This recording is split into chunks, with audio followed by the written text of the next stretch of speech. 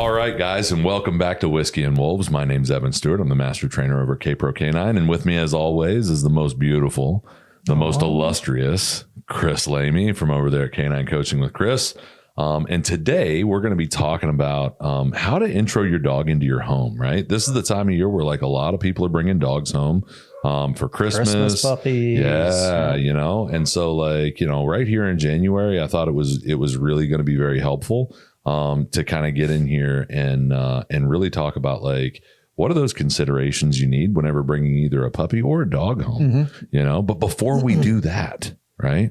This is, after all, whiskey time. Yeah, it is after all, it's Whiskey and Wolves, right? So like today, neither of us have ever had this before. We have no real special connection to it. But I know it's popular. I've seen the Rabbit Hole brand and heard good things about them, but I've never had it before. I think this is the second time we're trying something new on here. Yeah. And this one I picked up because I know that I like sherry cask other things.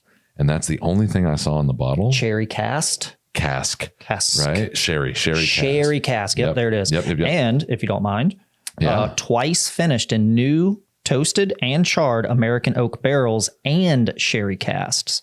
Nice. It's never chilled, filtered as it should be. Let's go. That's how you know it's awesome. Let's go. I'm gonna let you do that. Yeah. You know I'm gonna spill it. Yep. I'll uncork that bad boy and we'll get a first taste on that bad boy. Because I'm curious, man. I know that this is kind of a popular brand, but I've just never had the pleasure. And thank you for the K-Pro glass, by the way. I love that. Oh, yeah. Cheers. There we go. Cheers, my friend.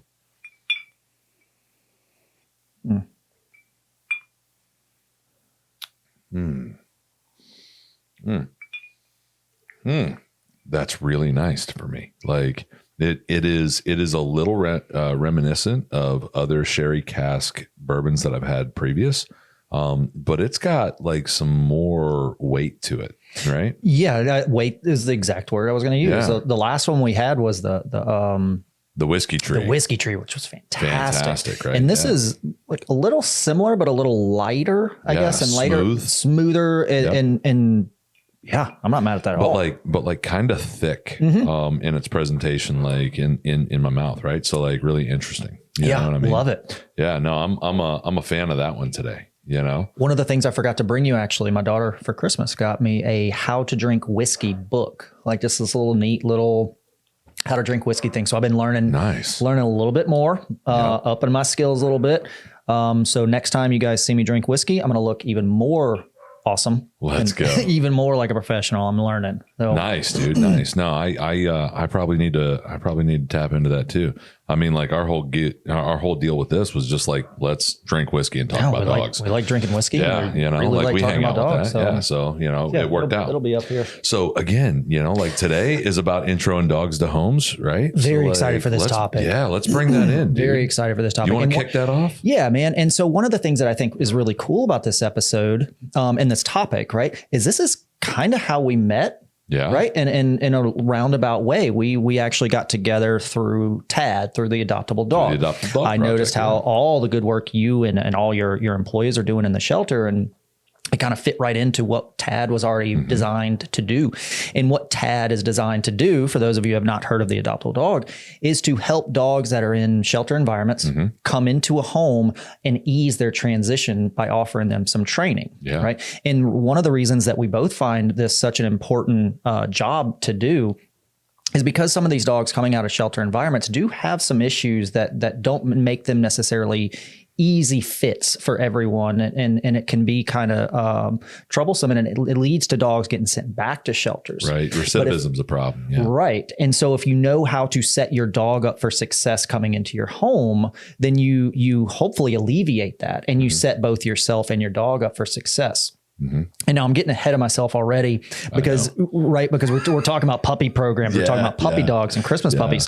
There's a big difference. Yeah. And so let's start with puppies. Like what are some of the things that you need to be thinking of before you bring this Christmas puppy into your home? Yeah. So for me, whenever I'm bringing a puppy home, you know, like, and we're going to say some of these things over and over again over the time that we've got this show, right? But like breed's always a consideration, and it will always be a consideration.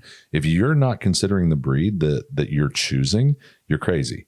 right? You know, Agreed. Folks who are like, oh, that dog's cute, so I want it. It's like, okay, but that's how you get an Australian cattle dog that grabs your heels every 3 steps. You know what I mean? Like, you know, really pay attention to what you're doing. Not that there's anything wrong with that Australian cattle dogs. They're fantastic Just know dogs what in the you're right getting. home. Right. They're fantastic dogs in the right home.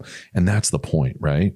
Is that, you know, every dog can be great in a home if it's the right home. Right. You know, one of the things, you know, you mentioned sheltering earlier, and some of these dogs that don't get well paired, that's where they end up. And they end up there after sometimes they've been, you know, non-maliciously traumatized in homes because, like, you know, we tried to, you know, take the wrong peg and, you know, a round peg and put it in a square hole kind of thing. And it just wasn't a great fit for the family. And so, like, the first thing I really do consider is like, what am I actually getting? Right. And then that gets a chance to kind of inform a lot of the other things, considerations for bringing a puppy home. Of course, we want a puppy proof, you know, just like whenever you're bringing a baby home. And puppy proofing your home, kind of similar to baby proofing. Yeah, your absolutely. Home. Yeah. Excuse me. No, you're fine. And, you know, in that puppy proofing process, right? Like, I want to be looking for any, you know, small, loose, fragile objects that are, you know, in puppies' reach, right? And puppies are more mobile than babies, right? So, like, and very, very quickly. So you really want to look at anything from like a counter height down as a potential, you know, object of destruction or, you know, or ingestion. Danger. Yeah. Or danger. You mentioned plants before we started, right? There are plants out there that can be very harmful to your animal. Yep. And so you want to look at that. You want to look at, you know, what cadre of houseplants you have in your house and, you know, what ones are toxic and what ones should be out of the puppy's reach and what ones are okay. All that stuff's really important. Like, I have, you know, some lavender out here, and I've got some, you know, household snake plants. The snake plants are actually pretty toxic to dogs. My dogs leave them alone, you know, like, but I watched it like a hawk for the first couple of weeks, and I've got grown trained dogs, you know, and I still watched it like a hawk for the first couple of weeks to make sure that, you know, one of my dogs doesn't, you know, like wander over there and go, oh, let me taste test that and see what's up. It's green. You know what I mean? Yeah. That has an interesting smell to it. Right. You know, and that's new, weird, you know, because dogs are like kids, right? Everything goes in the mouth. Everything goes in the mouth. Right. And so, you know, we want to consider that stuff. And then we want to move on to like, well, how are we going to care for the dog? Right. Some of the recommendations, and you probably have some too. Some of the recommendations that I always make is, you know, you want to have bowls, of course, right? Well, what kind of bowls? You know, cute bowls are fine. You know, ceramic bowls are okay, but those things are porous and tend to harbor a little bacteria over time. You know, the best recommendations that I've ever gotten from the veterinary crowd is like, hey, have stainless steel bowls, you know? And so like, I recommend those on a regular basis. They do have a bunch of little cute surrounds for them and all kinds of stuff you can buy in bowls that will match the decor of your home. But you know, you want to have something that's sterilizable, right? And cleanable. You know? I mean, you got to be able to be ready to clean up after. Absolutely. Yep. And their food bowls are the same thing. Right. You're going to have bacteria and diseases that can, you know, manufactured. And not only that, but, you know, adversely impact, you know, everybody's living status, right? So like, you know, you can get sick from, you know, food laying around, so can your dog, you know. Additionally, a dirty bowl will give puppies a lot of what, you know, is considered puppy acne, right? So like, they'll get pimples all over their face, just like, you know, we do when we don't wash, right? So, you know, having a clean bowl that's sterilizable on a regular basis really cuts down on the ability for dogs to, you know, develop those bacterial infections of the skin. You know, I can't tell you, especially whenever I was teaching puppy classes, like way back in the day, I used to do classes that were just full of puppies under 6 months old. Right. And I'm talking about like, I'd have 14 puppies in a class. That sounds like so much fun and such a headache at the same time. Right. Yep. It was only fun whenever we did like puppy play times, right? For, you know, specific socializations. And I would just go in and lay down in the middle of the puppies and let them crawl on me. Oh yeah. Because like, and you get peed on, sure, but whatever. Like, it's worth it. Yeah. I mean, like all that puppy, yeah, it's too good. Right. But, you know, I said that to say this, like some of that, right? Like you gotta really pay attention, because like, as those puppies are coming into your class, some of them are showing the signs of the husbandry that's failing at home too. That's where I learned about puppy acne for the first time. You know, like I was a trainer for a while before I'd ever seen it, because like I just didn't see the volume of dogs, you know. And so, you know, like you got to watch out for that stuff. Additionally, chewies, right? What are some of the chewies that you recommend? And again, we're going to repeat ourselves, but it depends on the breed, right? People come in and they buy these little soft, chewy toys and like, I don't know why my dog just chews up everything. Like, yeah, I bet he is. Yeah, I bet. obviously you want to find something that your dog enjoys and that they can enjoy safely. Yeah. Right. But I really like finding things that are not destructible. Right. Yeah. And I don't know the names. I guess I could have looked them up before we started, but some of those toys that no matter how hard they chew on them, they're not going to destroy them. And they're because chewing and licking helps dogs and puppies relieve stress. I agree. So we can look at lick pads. We can look at some of these harder, denser bones, or Kong is a really fantastic brand. Right? Kong's fantastic. I got a ton of them. I got these Malinois and this Bulldog, right? So I got a ton of Kong stuff. Nylabones, I think, is what you're talking about. Nylabones. Yep, you're right. You're absolutely right. And the reason that I think that's important, again, I like telling people, look, find what you like, find what your dog likes, but make sure that they can play with it safely, right? Yeah. You don't want a dog that's going to choke on a chew toy, or a squeaky toy. Get that little squeaker out of there and swallow it. I had actually, funny story, I had a dog in Jordan when I was there. A buddy of mine named his dog named DY swallowed an entire toy this long, this big, had to get sent home from Jordan.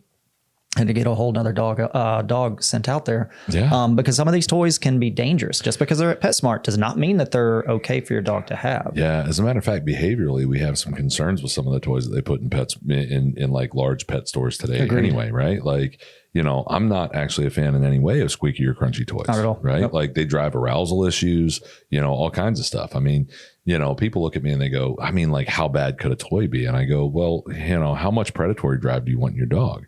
Because prey squeaks and then it crunches. Right. What is that squeaky toy? Why do they enjoy it? Right. Because it stimulates that prey drive. Where is the dog getting the dopamine and endorphins to continue to engage this? And so many people have looked at me and gone, oh my gosh. Oh, that makes sense. As soon as the squeaker's out of it, he could care less. Yep. That's right. It's dead now.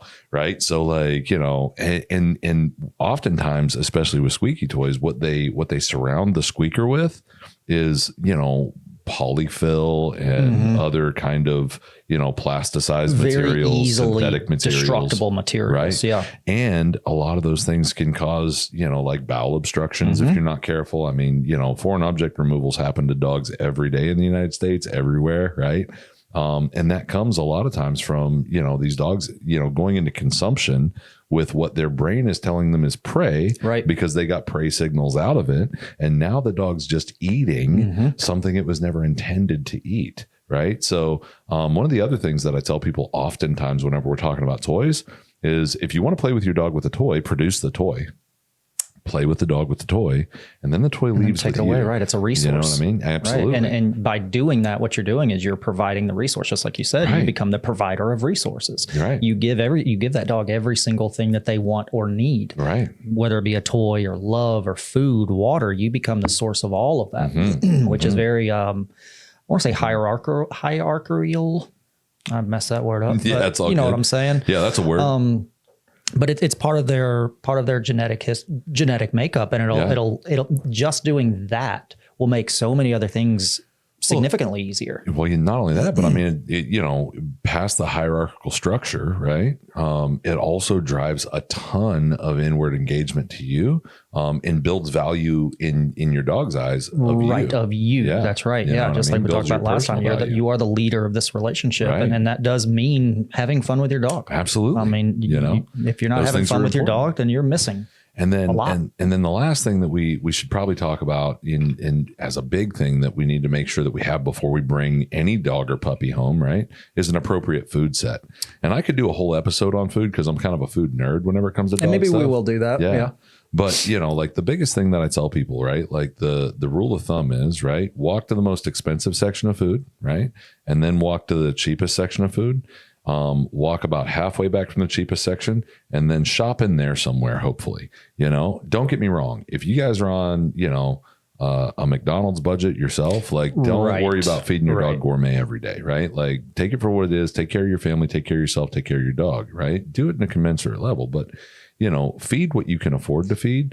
Some of those foods out there now are like $5-6 a pound. Crazy expensive. You know what I mean? And it's like, dude, who can do that? And some people can. And great. And if you can, absolutely. Yeah. There's a lot of really great opportunities at local farmers markets where people are making their own food. And look, and you can make your own food at home.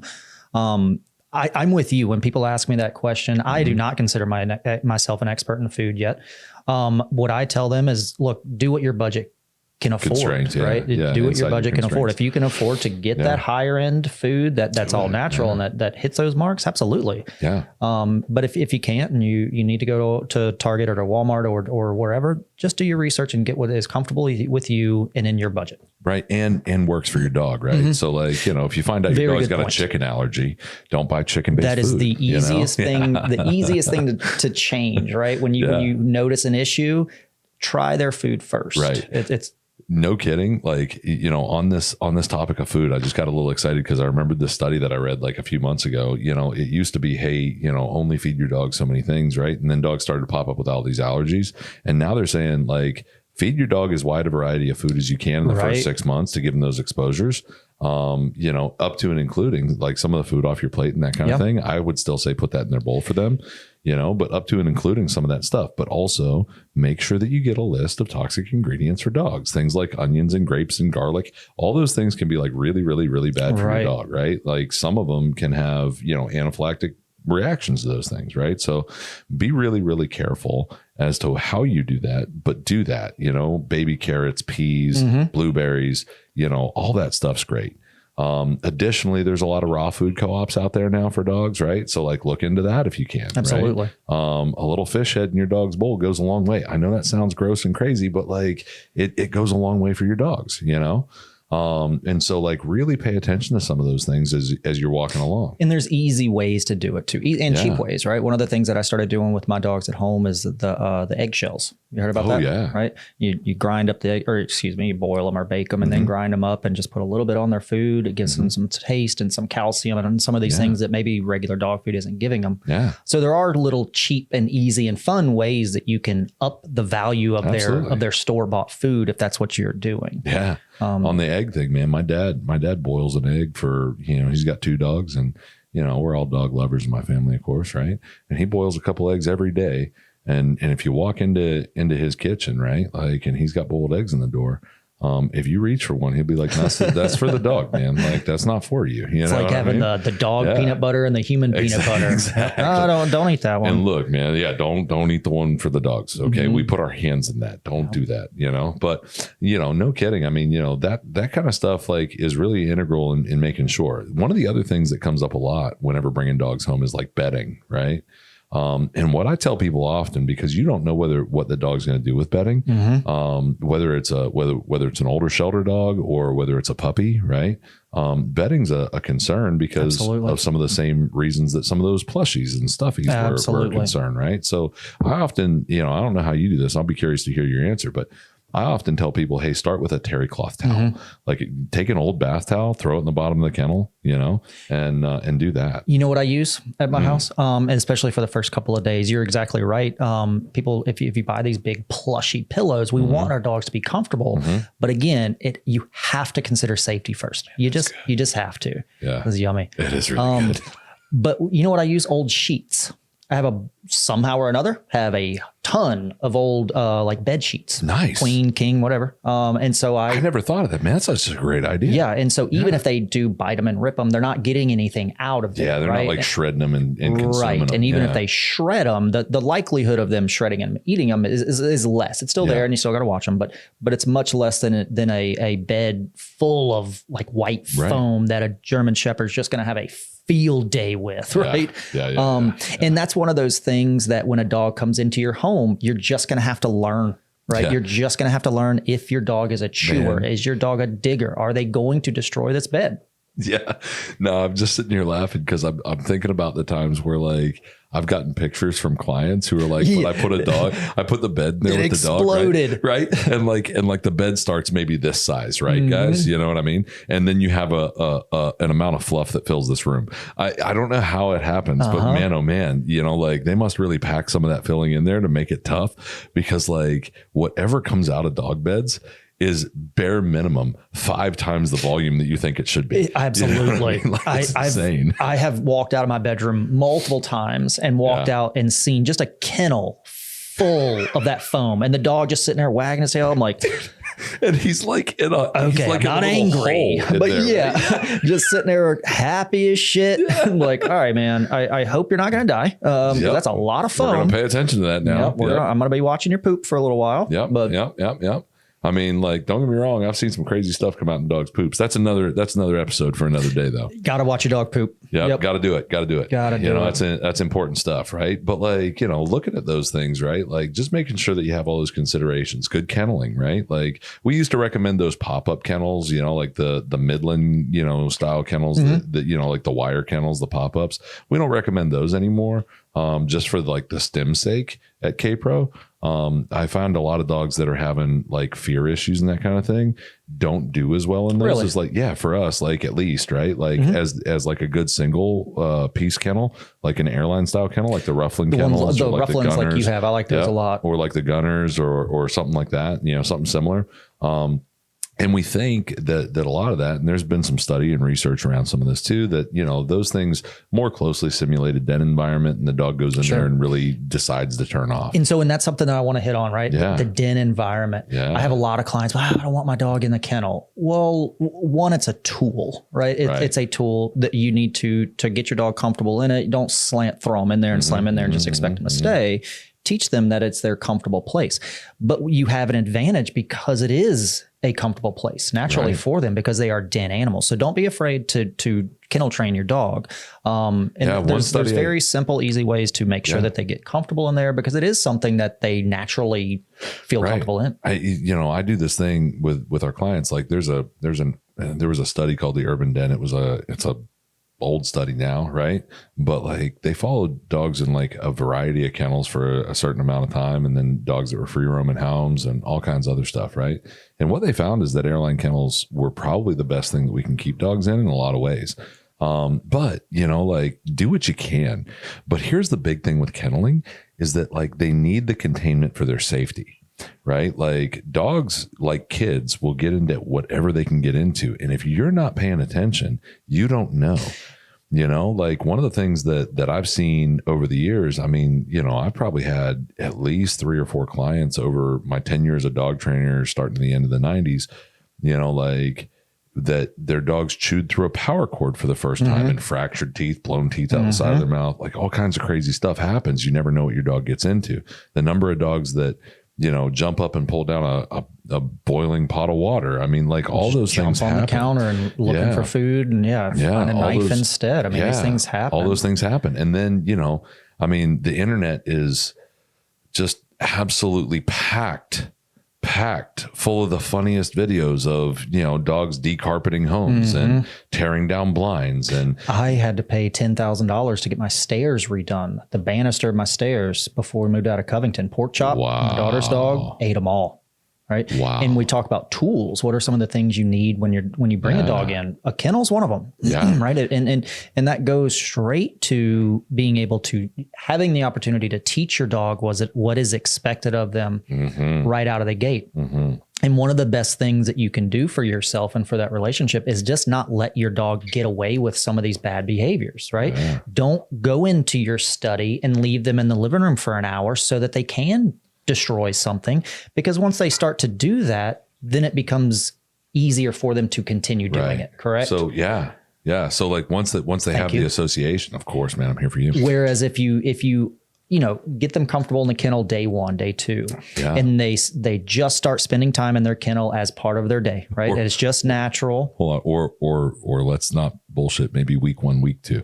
Sometimes some dogs take a little while to. And it does, and you're right. And everything we say today, your dog is an individual. Yeah, absolutely. For sure. Yeah, some dogs will come to you with some trauma. But right? I'm with you, right? Like you. I didn't mean to interrupt the train of thought though. So week 1, week 2, day 1, day 2, and then. Yeah, week 1, week 2, get them comfortable in their kennels to where it's not a punishment, right? It's not because I'm leaving. It's just, hey, this is part of our routine. You go and you spend an hour in the kennel 2 or 3 times a day, right? Yeah. And I'm going to be here or I'm going to be there. It doesn't matter. You're going to have your toys. You're going to have some treats. I'm going to make it fun for you. It's going to be comfortable.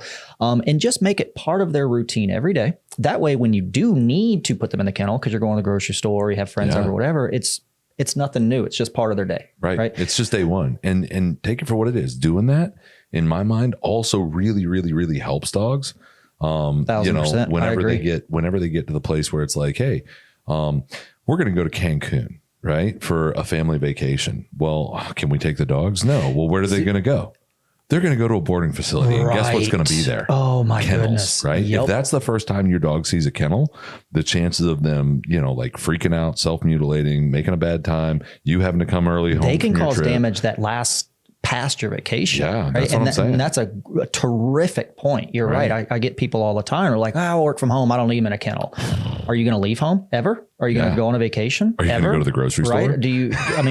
I tell people all the time, we are balancing, and I think we've talked about it. We're balancing freedom for that dog and safety all the time. The kennel gives you that opportunity to have some safety. And when I say safety, we're talking about physical safety. We don't want them, just like we talked about, chewing on an electrical cord, right? But I don't want a dog in my house that thinks he can pee all over the place or that can tear up my rug or and until you get to that point, then if I'm not watching you, if I'm not with you, then you're going to hang out in your kennel in your comfortable spot. Yep. Right. Until you get that maturity level that I know I can trust you. Yeah. And once I can, then that freedom will expand a little bit more. One of the things that I recommend all the time, I read in a book years ago now, very, very famously, there's a bunch of dog trainers in New Skeet, New York State, called the Monks of New Skeet. I love the Monks of New Skeet. I've read every book they've written. So raising a puppy is one of their deals, right? And one of the things that they recommend, I recommend, because I read it there and I tried it and I'm like, oh my gosh, that's brilliant. I can't believe that I didn't think of that. I'm like 10 years, 12 years into my career. I can't believe I didn't know that. And so and that is this: anytime you're home with a new puppy or dog, right? So this comes right back to bringing dogs home too. Everything that we've said so far, I think we can apply to shelter dog stuff too. Agreed. Right? But anytime you're bringing a new dog in, right? If they're not in their containment, if they're not in their kennel, keep them on leash and keep them with you. Thank you, sir. Right? That's where I was going next. Absolutely. That's where I was going next. I have such a, it's one of my favorite things, right? Yeah. Why are you not having your dog on leash? You don't need to go on a walk in order to put your dog on leash. Put them on leash. And what does that give you? It gives you instant control. Not only that, right? But it keeps your puppy, in your purview, and it keeps you engaged. The other thing that it does is it keeps your puppy around you. You got a dog so that you could be around a dog, right? So be around your dog. It does so much. And I'm glad you brought that up, because that's what I was going to say, is that the kennel and the leash are probably the two greatest tools that you can have. And so don't shy away from using the leash. Yes. And now, obviously, we don't want to take a 13-week puppy, right? Right. And crank them around. Right. We're not talking about giving corrections or anything like that. We're just talking about having them on close to you. Yeah. That way, you're not giving them an opportunity to potty without you seeing them. You're not giving them an opportunity to chew without seeing, right? You're building that bond, that leader followership relationship. Right. Hey, where I go, you go. That's that. Hey, this is one of my favorite, theology stuff, right? That's one of my favorite. That's one of my favorite things from the Bible, right? Is where you go, I'll go. That's Ruth and Naomi, right? I love that idea of where you stay, I'll stay. I'm not leaving you, right? Don't leave me. And so I look at dogs that same way, you know what I mean? Where I'm like, dude, I won't leave you. So, and this is an interesting concept too. I want to get your take on this. I don't think I've talked to you about this. And I'm positive you'll agree, but maybe not. Who knows? Let's think about a pack animal, right? Yeah. Now we are taking dogs away from their mothers at 8 weeks, right? 13 was the standard when I was growing up. I think 8 is low, but it is a societal norm. Yeah. It's fine. Right. The greater good of our society, the joy and the all of the things that dogs bring to us as individuals, it's worth it. Yeah. Do not kid yourself, though, and think that that's not a traumatic thing for that animal, taking them away from their mom and their family. Right. Yeah. Even at 8 weeks old, that dog, that's all that dog knows. Yeah. Right. And so when you bring that dog out of that environment and into your environment, it's fine. Right. Sure. I'm not saying we shouldn't be doing it, but understand that dog's going through some things. We talked last episode about the depth of these dogs' emotions. Right. Yeah, they understand more than we know. Way more than we give them a lot of credit for. like way more than we give them a lot of credit for, and less in some ways than we give them credit for. And one of the things that I think is really important on this topic, I'm going to go a little bit further on this, littermate syndrome.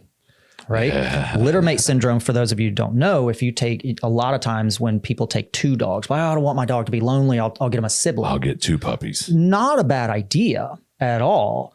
However, the amount of littermate syndrome that comes as a result of that is relatively high. And I don't have a number on it, but I've seen it enough to know that it unless you take precautions and unless you do some things to alleviate that, the chances of your dog suffering from littermate syndrome are high. Very high. And some of those can be rather devastating. Yeah. So take this for what it is. We've gone through the machinations at K-Pro Canine around littermate syndrome over the last few years, and we actually have a protocol. If you want to spend the most money with us possible, and I'm talking about there is nothing on my menu higher than that. Okay. And we have a protocol in place that does break down littermate syndrome pretty effectively, but littermate syndrome in its inception, like the way that it happens, is by breaking down the process of domestication. Now, hear me out, right? Domestic dogs become domestic whenever we remove them from the litter, and they are forced to bond with us instead of their siblings and their mom and their family unit, right? When we keep them together, they always have that coping strategy, but that coping strategy starts to fail about the time they reach sexual maturity, right? So like right around the time they reach sexual maturity, they naturally would come into conflict with each other. They would, in the wild, part at that time to go find a mate. And one of the things I love this, right? Like one of the women that work in my office, she's fantastic at what she does, right? Oftentimes whenever she's describing this to people, she's like, imagine, she'll go, hey, do you have a brother or sister? And like a lot of people do, right? So they're like, yeah. And she goes, can you imagine still living with them? If you're living with your sibling in your 30s full time and you're doing it without killing each other, good for you. You know what I mean? You guys are abnormally close and maybe clinically weird. But like the answer is that's not the natural order of things, and that's not how people go. You know what I mean? And that's the same way that we look at littermate syndrome as well. When you look at littermate syndrome, think about it as a lack of coping skills based on codependency. Yeah, essentially. Yeah. Yeah. So what we do is we separate those puppies for a long time through training where their people still get interaction with them. Right. And giving them individual time. Right. And they don't get interaction with each other. So like if people want to adopt two puppies from the same litter, just keep them apart for 3 months. Yeah, absolutely. That seems to be the ticket. Allow them to cope individually. Or simply call me and spend $9,000. It's fine. Listen, here's what happens. This is not a joke, right? Because oftentimes, and breeders do this with folks all the time, right? But like, hey, they want to sell the dogs, right? And this is happening more and more, like for instance, like with French bulldogs right now. I don't know about you, but we've seen tons and tons of Frenchies. Really? I hadn't seen many Frenchies lately. That are having problems with aggression, right? And I'm like, okay, no worries. We got that, right? But a lot of that aggression is dog on dog aggression, and a lot of it is siblings, because people show up to Frenchie litters and they're like, can I take them all? Yeah. You know what I mean? Because how could you not? God. Oh my God, they're so cute. It's like Malinois puppies too. Stupid cutest things I've ever every seen. Time. Like except like Malinois puppies for me at least have like the added benefit of the radar ear thing. I know. God, you know what I mean? God, I love them. Little fruit bat. Anyway, but so like they end up taking these two Frenchies home. They reach sexual maturity at around 10 months old, right? And they begin to fight. And then they're like, well, which dog do I have to get rid of? Heartbreaking, So like littermate syndrome is a thing, but setting things up proactively. If you're going to do that, just know that there are ways to do it. Call a trainer, get involved, right? And find a trainer that's, and here's what I would say is like, find a trainer who is willing to go, yeah, not only do we have that, but we have a protocol for it. Not only do we have a protocol for it, but if you want to talk to one of our previous clients in that, here are my references on that, because that's a really specialized kind of thing that not everybody gets a chance to really deal with on a regular basis. It's not in all ways super common. No, but it's more and more common now. It can be and I don't want to use the word devastating, but it can be devastating. It can be rather devastating for some of these dogs. Take this for what it is. One of the first litter mate projects that I ever worked on were these two rather large dogs who would pack up against almost anything else. Mm-hmm. Right? And that's what it is, right? I don't see them fighting each other so much in my program as much as just, no, it's me and him against everybody. Against everybody. Everything. So those are the two most common iterations, right? It's me against you because we're litter mates. I am safe as long as I am with. Right. And then, right, it's us against everybody, right? And in that situation, I watched these two large dogs split I didn't watch it personally, but in the course of me engaging with this client, these two dogs, split a neighbor's dog in half in the backyard. I mean, these things can get really, really intense. And what's unfortunate about that is trigger warning on that, I guess, but what's unfortunate about it? Go ahead. Well, what's unfortunate about it, obviously, other than a dog being ripped apart, is it stems from fear, right? In a lot of ways. It stems from fear. Yeah. This is a fear-based thing. And you mentioned proactivity earlier, right? And that's kind of what we're talking about all the way around is be a little proactive. And one of the things that I think is most important to be proactive about, at least in my opinion, is when a dog comes into your home, it's not time to go straight into training mode. I would agree. Yeah. It's time. You have to teach that dog what is expected of them before you even consider training. Right. Yeah. And there's a difference between teach and train, right? Yeah. Teach, train. I use proof. You use test, same right? Idea. Yeah. So I just like 3 T's. And it is much better. Yeah. But the TTP or TTT, bro. What do you want from me? TTT. I like the alliteration, right? Teaching, training, testing. You're a Marine. You got to keep it easy. Man. Red crayons, baby. Yeah, you got to keep it easy. Yeah. But I mean, one of the best things you can do is when this dog comes in, be proactive and understand your dog's going to make mistakes. Yeah. Your dog's going to get it wrong. Your dog is going to pee on your floor. Oh, he's going to. Every dog I've ever had. Every one of them. Yeah. They're going to chew on things. They have to. They have to get it wrong. And so that's your opportunity, especially in these first few weeks, to teach them, hey, this is correct. And as long as you're doing this, I'm going to all the love in the world. I've got a quick anecdote if you'll let me. Of course. Okay? So I bring home a 8-week-old Malinois puppy, right? We name her Ghost. She is the ghost in the darkness. She is the winter of everyone's discontent for the first while, right? I mean, it's rough. And I did this. I said yes to this puppy while my wife, who, we're veterans. She's also a veteran, 21 years Navy kind of thing, right? She was on deployment at the time. So she comes home to this Velociraptor fruit bat. Yep. And no joke, right? By the time and we're doing okay and we're kind of plodding along and she comes to me one day and she goes, hey, this puppy's 16 weeks now. And I'm like, yeah, that's true. And she goes, this puppy's doing a lot of things for my attention whenever you're not here that I don't prefer. And I'm like, okay. And I said that nicely, by the way. She did not come to me like that. She was like, and I'm like, yeah, I get it. Okay. So, and so we instituted a rule in our house with that dog that has held to this day. Right.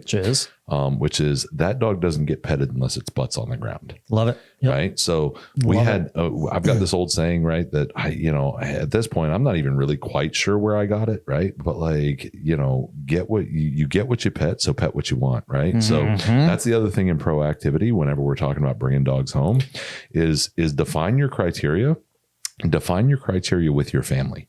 What's the acceptable, kind of way for us to engage with dogs, right?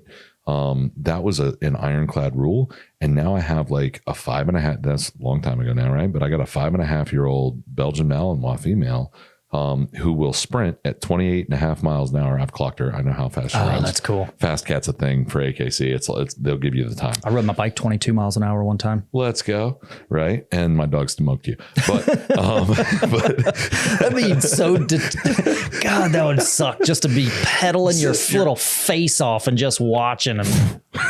Fuck you. But no joke, right? She will run dead at me across this acreage out here and slide to a sit to get petted. And I'm like, oh my, that's fantastic. That's beautiful. Hey, listen, guys, we're going to take a quick break real quick and be right back.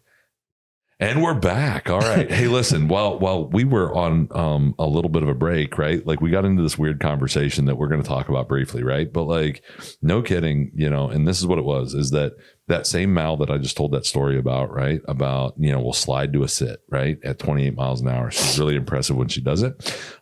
This dog also learned another thing that's a get what you pet thing, right? And my family, both my wife and my kid, would walk up and randomly, as she sat for petting, they would just walk up and boop her nose, right? And eventually this dog was like, oh, booping noses is how we say hi? Cool. And she would come up and sit down on the couch next to you and take her less graceful 74-pound paw and boop your nose. It's sandpapery. It's sandpapery is all get out, man. Like, and like there, as it turns out, right? Like, and she has claws. There are claws there too, right? Yeah, absolutely. And so, like all of a sudden what my family taught my dog to do is just destroy your face on the way by. And it's no big deal. And it goes exactly to what we're talking about, right? Yeah. This is why I don't pour. I almost knocked that over. I know. But you get what you pet. You do. I am stealing that. I love it. I have so many people that come in and be like, I don't know why she's doing this. And then they start doing it and like, it's okay. It's okay. It's okay. You get what you You're rewarding it. Yeah, you get what you pet. Your attention, your affection, your love, your hands. Yep. This is a reward. Yep. And so if your dog starts barking and you pet that dog, you're telling them, I like that. That's exactly what we want. As a matter of fact, in bite work, whenever we're working canine dogs, that's exactly what we do. Right. The dog comes onto the bite and the dog is like wrecking the decoy, just biting hard and is showing all the aggression in the world, right? And what is the handler doing? The handler's walking up the leash, standing next to the dog going, good job. Yep, good job. Good boy. Oh my gosh, you got him. But it becomes, get that bad guy. It becomes a little more difficult, in my opinion. Yeah. It becomes a little more difficult when you have a dog that's like scared, right? When you have a dog that's dealing with anxiety or fear or something like that, especially a new dog, right? Keep it on topic. When a new dog comes in and you see that they're experiencing some fear, what's our natural inclination? I want to make you feel better. Like I want to comfort you. I want to comfort you. And so you go over as an owner and be like, no, baby, you're okay. You're fine. Okay. But you get what you pet. Yeah. That's a beautiful way to say it. If you go over and you reward that dog for being scared, guess what? You're going to get more fear. You're going to get more fear. Absolutely. Right. So you want to be kind of proactive and rewarding the behavior that you appreciate, rewarding the behavior you like. And yes. Right. When I do find those folks though, that are rewarding the wrong thing. Right. And especially if it's fear, I don't know how you say this. Right. And so like, this is fun. Cause like, I'm going to tell you what I say, right. Is this right. Is I look at them and go, instead of that, try some mild disdain. Right. Try looking at your dog during that time and going, really? Yeah. Hey, listen, that's not a big deal. Let me model it for you. Let me go over there and show you it's not a big deal. And then, you can come check it out for yourself and see that it's not a big deal, as long as that's a safe situation, right? I'm not saying other people, places, things, because I don't want to create conflict, but I'll give you a good, for instance, same dog, right? Same dog. Drugged my wife halfway across a statuary one time over a little stone cherub sitting on a bench, right? And I was like, we're not doing this. You're like a year-old Malinois, and I know that we just got out of COVID, because if you do the math, she was born November of 19, right? And so we just got out of COVID. Come over here and sniff this thing and realize it's inanimate. And you bring up a good point, right? Yeah. If there's a reason to be afraid, be afraid. Okay, yeah, absolutely. Yeah. I'm not telling you not to be, right? But if there's not a reason to be scared, that's on us, you as an owner, to say, what are you doing? Stop. And then also model the behavior you want. Right. Model encourage that the behavior. Right. Yeah. Exactly. Show them that there's no reason to be scared 100%. Through your body language, right? Because dogs are complete experts at body language, at facial recognition, at the tone of our voice. They know exactly what you're intending without you saying a word. I agree. So just by looking at them, just like you said, what are you doing, dude? What are you doing, man? Can you pull it together? And what are they going to do? Oh, Oh, wait a second. Well, are you okay? Are you okay? Good? I'm good. Okay, well then I'm good. So we're good. Yeah. All right, let's go. All right, so what do you want? And that's where you shape that behavior, right? Absolutely. And if you do that when a dog is coming into your home, rather than waiting until you develop all these bad behaviors, you're making your job so much easier. And again, when you're bringing your dog home, it's so easy. And this is kind of like the clinical way to say it, right? Is it's so easy to put them on the reward schedule you want them on, right? Carrot or stick. You know what I mean? You want that carrot?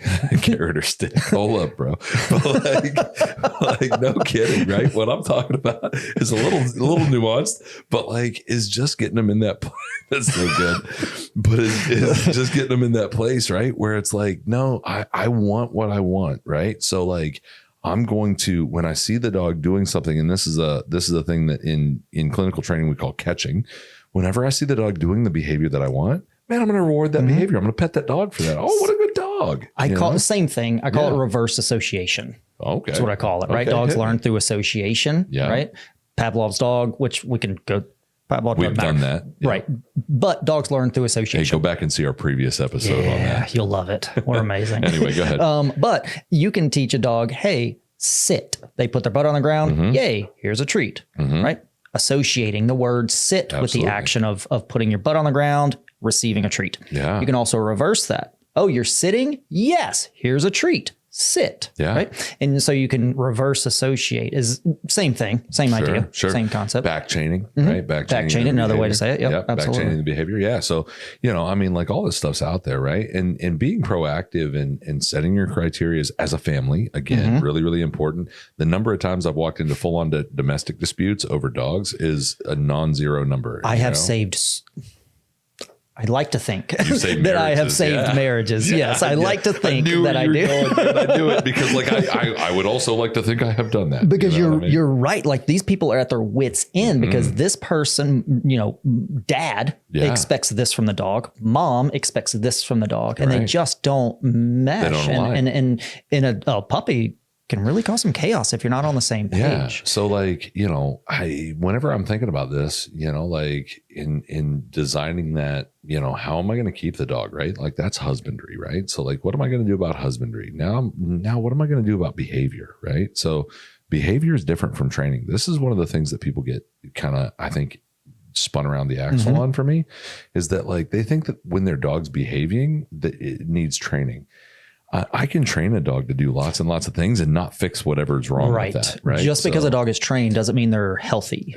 Exactly. Right. So like looking at the whole picture and realizing what you're bringing into your home and then, realizing, like what things you need to manage that and like what time commitments you're going to get into. And then, making sure that everybody's on the same page. That's where I messed up with Ghost for the record is like, I was like, yeah, I can bring another Malinois home, right? Like my wife won't, my wife cared, you know what I mean? And she's looking at me like, I care. Okay. I still care. And so, but like all that stuff, like it's really, really important, like to safeguard the happiness of your home as well and to safeguard the dog's experience, right? Because man, you want to talk about making matters worse. If you're not proactive, and guys, listen to me whenever I say this, right? Like if you're not proactive in following some of these steps and taking some of these things into consideration, what age, what kennel, what, toys, what leash, what methodology, what trainer are you going to use? Where are you going to go? If you're not looking at some of that, what expectations you're setting up, that's fantastic. Thank you. If you're not looking at those things in proactivity, then you're constantly reacting. Right. And our reactions as people tend to suck. Yes. Right. So like we have kind of unmetered and kind of, what do they call it? Like a snap reaction, like I can't think of it right now, but like we have like really, really quick knee jerk. Thank you. Producers pointing at her knee over there. Beautiful teamwork. But like knee jerk reactions. Thank you. And that's what we're talking about, right? It's like, and those knee jerk reactions a lot of times, and I've been guilty of it. You've been guilty of it. The producer over there, I know she's been guilty of it, right? Like, take it for what it is, right? Like those things are the things that, like kind of tend to cause trauma. If you can think about back in your childhood, and this is where I kind of go with a lot of folks, this gets weird, right? But if you think about your childhood and you think about the day that, you see what made me do? Yeah. Hold on. I got more of that. but if you think about that time where, and this is what made you do that, I guarantee I'm you, joking, I'm not even Mom and saying Dad, I love you. He does. And also you effed up, but cause we all do, for the record. But if you think about that time where you felt unjustly chastised by your parent, right? That's that knee-jerk reaction. That was a place where you caught them off guard. They had no response as a parent. They had no idea what to do. Being a parent, that this happens, right? And you gotta react. Yeah, and that's where trauma lives, by the way. So I love this. I love this conversation. I love this part of this conversation, I guess. The proactivity versus reactivity. You're 100% correct. And you go proactivity leads to a response, whereas reactivity leads to a reaction.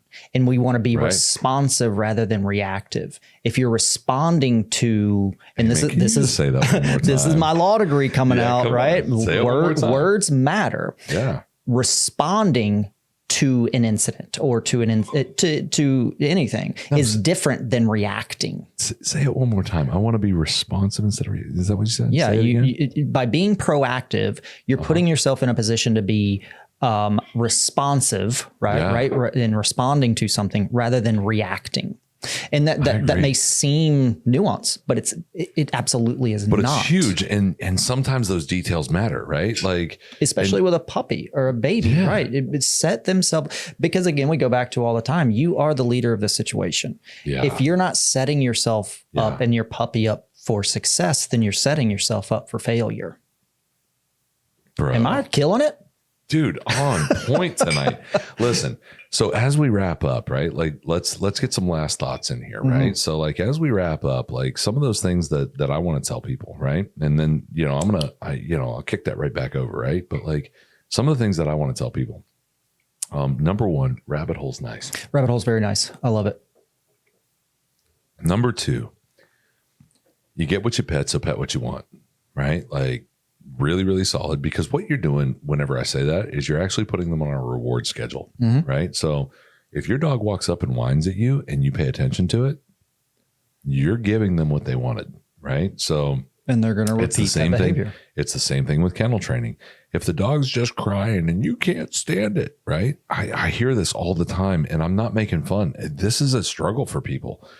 If you can't stand listening to the dog cry, I get it, man, because sometimes there's that adjustment period where dogs are going to cry in kennels, right? Because they feel alone, right? But the more they're there, the more they feel self-assured, the more confident they get, the more bulletproof they get to life. If you're that person, engage training a little earlier.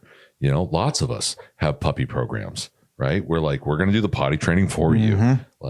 Hit me up, bro. I am, here for that, that's one of the favorite things we do. And what makes it easy for guys or for people like us, right, is because we know that process. We know the procedure. We know what it takes to avoid these little pitfalls, right? And there's a lot of them. We didn't even really get to hit on potty training, and you're right. Well, let's wrap up, and maybe we'll talk about this another time. But potty training's a whole episode. Potty training's a whole thing. But you're right. Pet what you get. I love that. Mine if I can take the torch. Keep in mind that you don't need your dog to be perfect on day 1 or 3 or 17. Right? Or day 40 or day 45. You're going to make me hug you today. I'm telling you, man. No, this is okay. Come on, because I know where you're going. Let's go. Most dogs are living. My sister's Great Dane just lived to 13. Can you believe that? I mean, these dogs are living longer. 13-year-old Great Dane. 13-year-old Great Dane, and a Great Dane that was the runt of the litter and was given to my sister because they didn't think he would survive past a year. 13 years old. It's incredible. Miss that dog. I love him. Harper. Great dog. Rip Harper. We love Harper. Love you, man. Shoot, I lost my train of thought. I love that dog. Yeah.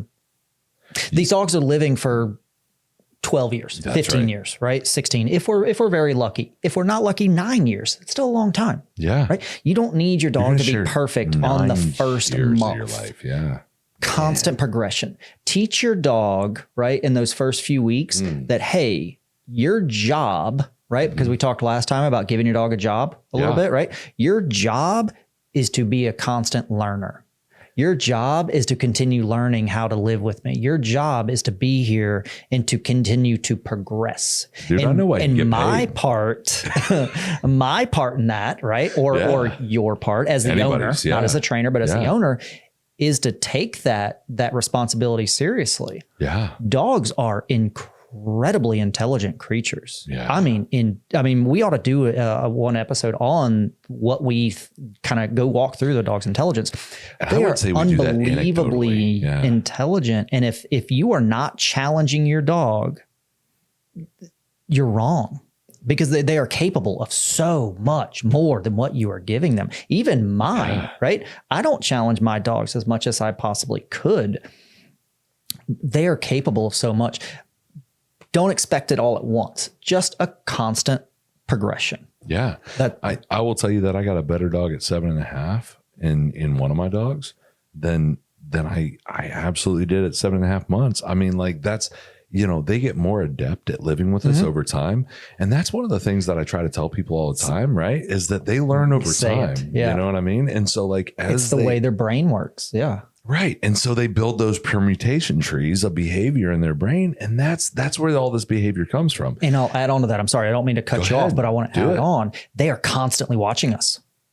Right. Man. So just because you aren't teaching your dog doesn't mean they're not learning. Dude, I tell people this, right? This is my way of saying exactly what you just said is I'm like, the pattern recognition software, I popped into customer service voice. You ready for this? The pattern recognition software that's running in their brain is the same pattern recognition software that helped their ancestors pick the weak one out of the herd. When you get up and turn the lights off, they're trying to find the deeper meaning. Now give us the sexy voice. Oh, they're trying to find the deeper meaning. Oh yeah. Smooth jazz. Anyway, but like, no joke though, right? Like that's part of it, right? Is that, we look at training as having a defined beginning and end, and dogs are always learning. Right. And so when you think you're not paying attention, just like whenever you had kids, right? Like, you got a 3-year-old running around the house, you think they're not paying attention you got a little until they sponge. Listen, I'm telling you right now, you think they're not paying attention until they drop the F-bomb in family dinner on Sunday night in front of your folks. Where and did then you you're learn like, that? holy you're cow. 100% right. And then you just blame your wife and move on because she's a sailor. But like the reality, that's a personal anecdote, by the way. But like, the reality is that that's the stuff that we pay attention to, right? Is we really need to be paying attention to setting dogs up for success, understanding what's going on, putting the right gear in place. And if you get halfway down some of those paths and you don't know what you're doing, take this for what it is. You might not need me. You might not need Chris. You might need the PetSmart trainer down the block. And YouTube's a thing. Yeah. Right? And just YouTube's look up great. some training, training videos. You can do it on your own, and we're here for help, obviously. But hit us in the comments with questions. We're going to address those things as we go along. Right. So like, subscribe, comment, do all those things with us, man, because, some of these guys that are already been hitting our comments, they're going to freaking tell you, man. Oh yeah. Like we know those guys, we asked that question and they answered it right on the show. Do that stuff, man, because if you want to know what Chris thinks or what Evan thinks, put in there, Evan, question, write that out for me. Chris, I got a question for you about, whatever that is, right? Like, hey man, why are you so sexy? I don't know, ask my mom. He's going to have to figure it out for himself. You know what I mean? Yeah. Or dad, they're both pretty good looking. I'm going to go ahead and go with, they had to have a 50-50 shot of that. Right. But like, I'm going to tell them to watch this one now. I know, right? Watch me yet. And your dad's over there. Like I had like a 30, bro. Like, I don't know what to tell you. You know what I mean? Yeah. But, no, I've met Chris's dad. He's a very nice gentleman, but like, look at some of that stuff and consider what you're doing. Right. Even consider like all the way down to like, what chemical are you going to clean up with whenever your dog does have a potty accident?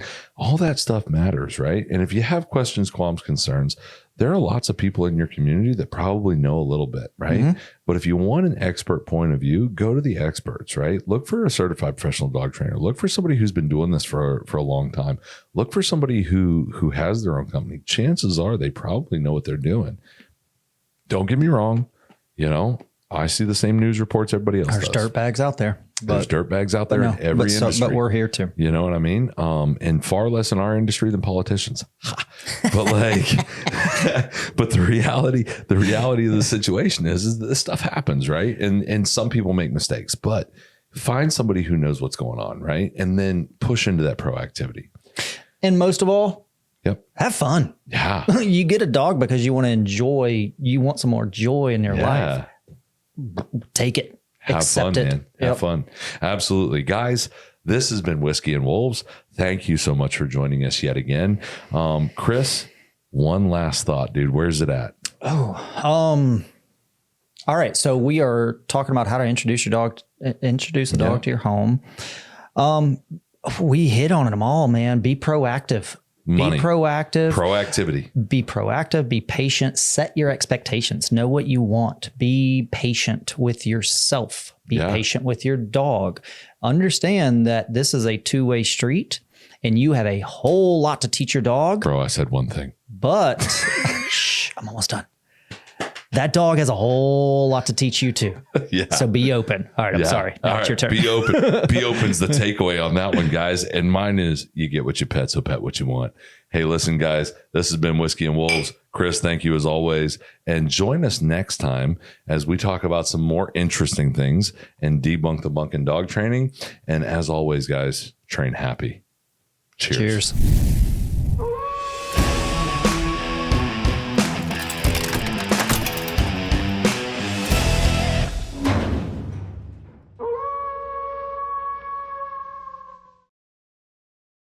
Hey guys, thanks for joining us today on Whiskey and Wolves.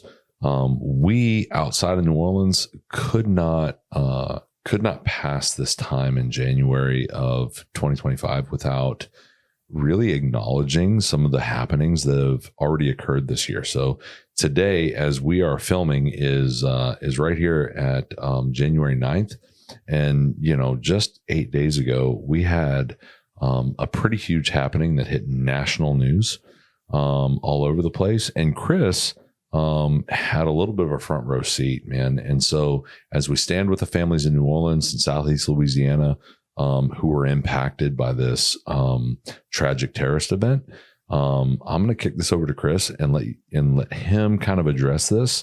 I know that in some ways I'm still kind of an outsider to the community, and Chris grew up here. And so, I've been here 4 years and, I just want to give you a moment to kind of speak from your heart and say the things that you need to say, concerning what happened on January 1st in the French Quarter in New Orleans. New Orleans is a town unlike any other town. Anyone who's been there knows that, right? If you've ever been to New Orleans, you know that. Yeah. New Orleans. The definition of terrorism is a debated thing. I don't know if you know that. Sure, absolutely. If you look up the definition, you can look up a definition of terrorism and you can get 25 different answers. But the idea is that they want to spread terror, right? They want to control with fear, They want to control with fear, right? And fear is a weapon. Fear is a very powerful weapon. Yeah. Right? You and I have both, and your wife, have been on battlefields. We have seen some things that we wish we didn't have to see, right? Yeah. And we signed up for that, and we know that. Yeah. You don't go to Bourbon Street and sign up for that. Right. Okay. Yep. These acts are atrocious. These acts are horrible. These acts are dehumanizing, yet forgivable. Man. Okay. Grace. We can sit here and we can point fingers. We can point fingers. We can be upset. We can be angry. We can do all of the things, right? Yeah. That doesn't help. My brother missed this by minutes. Yeah. Minutes. Yeah. You were telling me the story earlier. I'm lucky to have my brother, right? I have worked in the job that comes after these events. Yeah. Right. They were searching for secondary events and did find some, right? They found some explosive devices throughout the city. And, they sure did. Yeah. I have been a part of that as a career, right, with my dogs and dog handling. Yeah. For the Air Force. Right. And it's a very important job. Please don't get lost in the fear and the hate. This is a time for recovery. This is a time for passion. This is a time for grace. This is a time for coming together, right? New Orleans will always be New Orleans. I am very sorry for anyone who lost anyone. I am very sorry for anyone who had to experience this. Yep. We, right, are very Absolutely. sorry. Yeah, no, for sure. Life will go on. We will learn lessons from this. Do not let this bring you closer to hate or closer to fear. That's all I have to say. I appreciate you. Man, I'll tell you, like when we fought that global war on terrorism stuff, like, I didn't think that it would come home with us in a lot of ways, right? Like I thought we did the work to handle it there. Guys, we stand with New Orleans today. We stand with those families who lost folks, and we stand against terrorism and for hope and against hate. Yeah. In any form, whether it's terrorism or any other form. Hate is it's a corrosive substance that not only eats through society, but it eats through your soul. Steer away. This is a tough world to be happy in.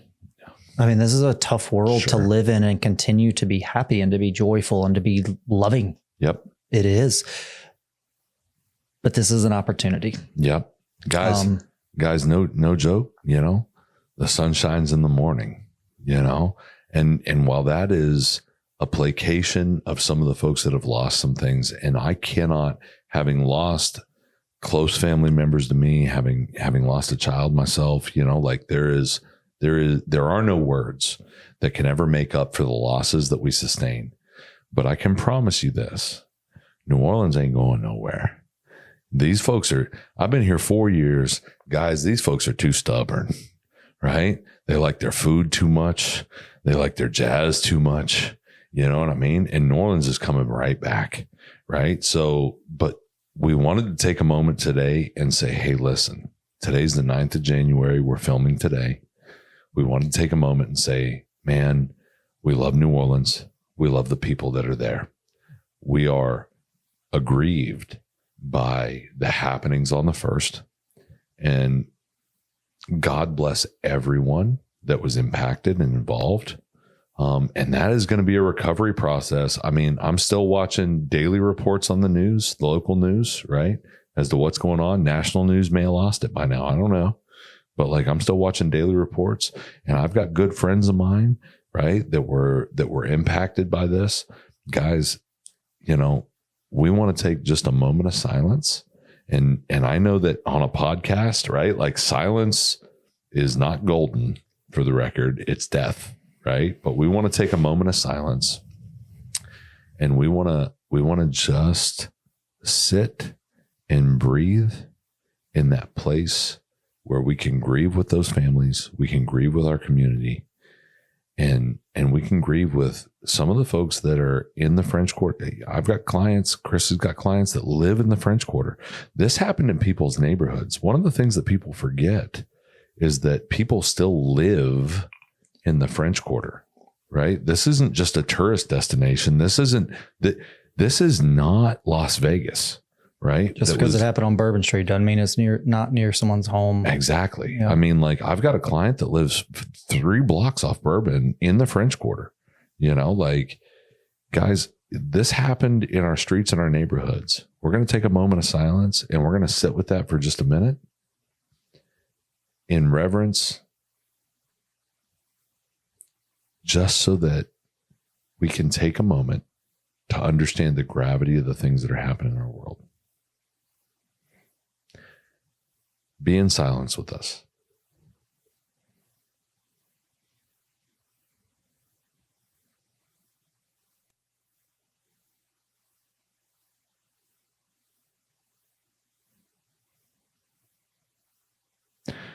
And now, God, we thank you. We thank you for breathing in and out. We thank you for blue skies and green grass. We thank you for cloudy skies and rain. We thank you for the blessings that you have put in our lives, Lord. And we ask you to be present in the lives of those who were impacted by the terrorist attack in New Orleans on January 1st, Lord. we hope that you bring healing to their families. We hope that you bring solace to the aggrieved, and we hope that you bring wisdom to those who are leading in the tactical efforts that need to be that are absolutely necessary in this time. We ask that you are bolstering those folks that are supporting the community, and we ask, Lord, that you just be with those people who need you most in this time. In your name we pray. And all those wolves said, amen. Amen. Amen. Hey guys, New Orleans strong.